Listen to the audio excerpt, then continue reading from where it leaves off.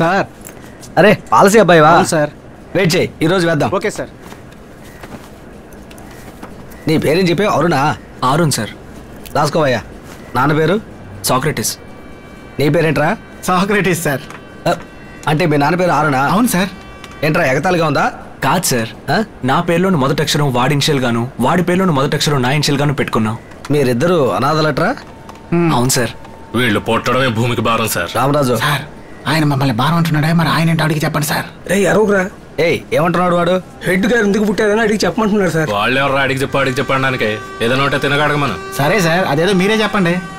నాకు కుటుంబం, బరువు, బాధ్యత అని సంరక్షణ కమిట్మెంట్స్ ఉన్నాయిరా. మీలాగా లక్ష్యం లేకుండా ఊరూరా తిరిగే విధవను అనుకున్నావా? లక్ష్యం అంటే ఏంటి సార్? లక్ష్యం అంటే థామస్ ఆల్వా ఎడిసన్, ఒక ఐజాక్ న్యూటన్, అంతెందుకు కలాంలా పైకి రావాలరా? వాళ్ళలాగా మనం ఎందుకు రావాలి సార్?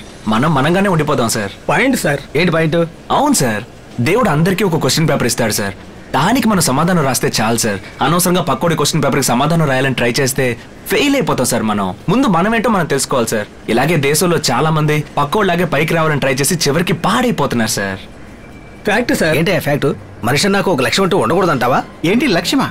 సార్, భూమి వేడెక్కుతోందన్న సంగతి మీకు తెలీదా? భూమి వేడెక్కుతోందా? ఏంట్రా వాగుతున్నావు? అవును సార్, ఎప్పుడు ఎక్కడ బాంబు పేలుతుందో, ఎప్పుడు భూమి రెండుగా చీలిపోతుందో, ఎప్పుడు మిన్ను విరిగి మీద పడుతుందోనని అందరూ భయంతో చస్తున్నారు సార్. భయపడి చస్తున్నారా? ఇంకోవైపు కోట్లాది జనం ఒక్క పూట తిండి కూడా గతి లేక అల్లాడుతున్నారు సార్. ఈ పరిస్థితుల్లో లక్ష్యం గురించి పట్టించుకునే వాళ్ళు ఎవరు సార్? మరీ ఎక్కువగా ఆలోచిస్తున్నాడే. ఈ పరిస్థితుల్లో లక్ష్యం గిక్ష్యం అంటే రగిలిపోతారు సార్. రగిలిపోతారంట సార్, బతికున్నన్ని రోజులు వీలైనంత వరకు మంచి చేసి ఆ తర్వాత పోయినా పర్వాలేదు సార్. బతికితే అలాంటి లక్ష్యంతో బతకాలి. Reality sir. ఏంటి రియాలిటీ? అతని లైఫ్ ఎటువైపు వెళ్తుందో ఆలోచించావా? ఎటువైపు అని మనం ఎందుకు సార్ ఆలోచించడం? అది మనల్ని ఎటు తీసుకువెళ్తోందో అటువైపు సంతోషంగా మనం వెళ్ళిపోతూనే ఉండాలి sir. Nature of law sir. ఏంటయ్యా లాలు అని చెప్పి వీళ్ళని ఎత్తేస్తున్నా? వీళ్ళంతా జీవితంలో చివరిదాకా గెలిచేదే ఉండదు, చూస్తావా? ఎందుకు సార్ గెలవడం? జీవితం ఏమైనా రేసా? లేకపోతే మనం ఏమైనా గుర్రాలమా? మనం గొప్పవాళ్ళం కావాలి, గొప్పగా సంపాదించాలన్నా వచ్చి పుట్టాం. మరి మనిషిగా పుట్టడం అదృష్టం సార్. అది మీకు నాకు దొరికింది. అందుకే నిజాయితీగా బతకాలి, జీవితాంతం ఆస్వాదించాలి సార్. నిజాయితీగా బతికితే డబ్బులు ఎలా సంపాదిస్తావయ్యా? డబ్బు అవసరమే సార్. ఏదో బతకడం కోసం సంపాదించవచ్చు, అందుకని సంపాదించడం కోసమే బతకూడదు సార్. ఏంటయ్యా తెగ నీతులు చెప్తున్నాడు? వీళ్ళంతా పిచ్చినాయాడు సార్. వీళ్ళ పిచ్చి ముదిరి చివరికి హాస్పిటల్లో చేరతారు. పిచ్చోళ్ళమే సార్. ఎందుకంటే వాళ్లే డబ్బు, పదవి, అమ్మాయిలు, ఆస్తులు వీటి మీద ఆశ లేకుండా, పక్కోళ్ళ మీద అసూయ పడకుండా, ఎవరి జీవితం నాశనం చేయకుండా, ఎప్పుడు అనిపిస్తే అప్పుడు పక్క నవ్వుతూ జాలీగా జీవితాన్ని ఎంజాయ్ చేస్తారు సార్. అలాగే మేము ఎంజాయ్ చేస్తున్నాం సార్. కానీ మీరు చాలా తెలివైనోళ్ళు సార్. 20 సంవత్సరాల తర్వాత ఎలా సెటిల్ అవ్వాలని ఇప్పటి నుంచే బుర్ర బద్దలు కొట్టుకొని ఆలోచిస్తూ, మానసికంగా కృంగిపోయి, శారీరకంగా అలసిపోయి, బీపీ, షుగర్, కొలెస్ట్రాల్ ఇవన్నీ పెరిగిపోయి, ఎవరి కోసం కూడబెడుతున్నామో తెలియకుండా కూడబెట్టి చివరికి ఎందుకు పనికి రాకుండా బకెట్ తన్నేస్తారు కదా సార్. బకెట్ తన్నేస్తామా? Forecast brain sir. ఏమయ్యా, వీళ్ళు చెప్పే పాయింట్ కరెక్ట్ గానే ఉందయ్యా. తమ్ముళ్ళు, ఇంకొక 10 నిమిషాలు మీ మాటలు విన్నారంటే యూనిఫామ్ విప్పేసి మీ వెనకాలే వచ్చేస్తాను. ఏం చేస్తాం, ఫ్యామిలీ ఉంది కదా, వాళ్ళకు సెటిల్మెంట్ సెట్టి. బాబు పాలసీ సార్, ఆ ఫామ్ ఎటు తీసుకురా. వస్తున్నాను సార్. మేము వెళ్ళొచ్చా సార్? వీళ్ళ దగ్గర సంతకం తీసుకోవాలి. అలాగే సార్.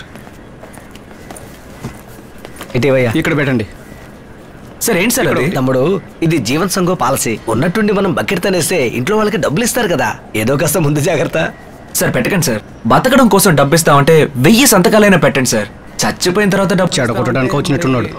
మీ వైఫ్ ని ఫార్మాలిటీ అది ఇది అని తెగ తిప్పిస్తారు సార్. తెగ తిప్పిస్తారా? ఇంటికి తీసుకొచ్చి ఇంట్లో డబ్బులు అయిపోతే నా భార్య వెంటనే కంగారుగా నాకు ఫోన్ చేస్తుంది. నేనే బకెట్ తన్నేసాను అనుకో, ఎవరికి ఫోన్ చేస్తుంది, ఎవరిని డబ్బులు అడుగుతుంది? సార్, ఏంటి క్లెయిమ్ చేయడం అంతా మేము చూసుకుంటాం సార్. ఏమయ్యా, నా భార్యకి సెల్ ఫోన్లు ఎర్ర బటను పచ్చ బటన్ తప్ప ఏమీ తెలియదయ్యా.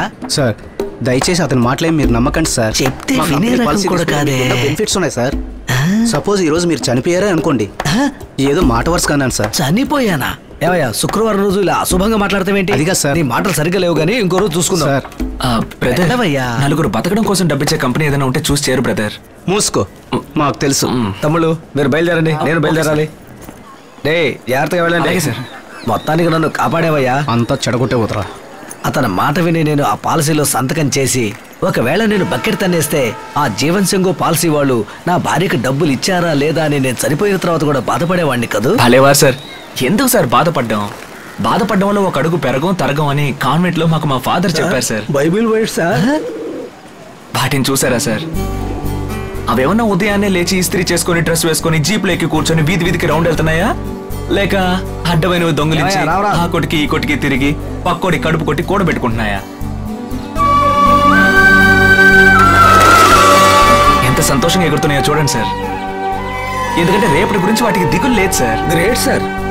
వాటికి మాకు ఒకే ఒక తేడా ఉంది సార్. ఏంటి? వాటికి రెక్కలు ఉన్నాయి, మాకు లేవంతే. వావ్. అతివృష్టి అంటే అదే కాబోలు.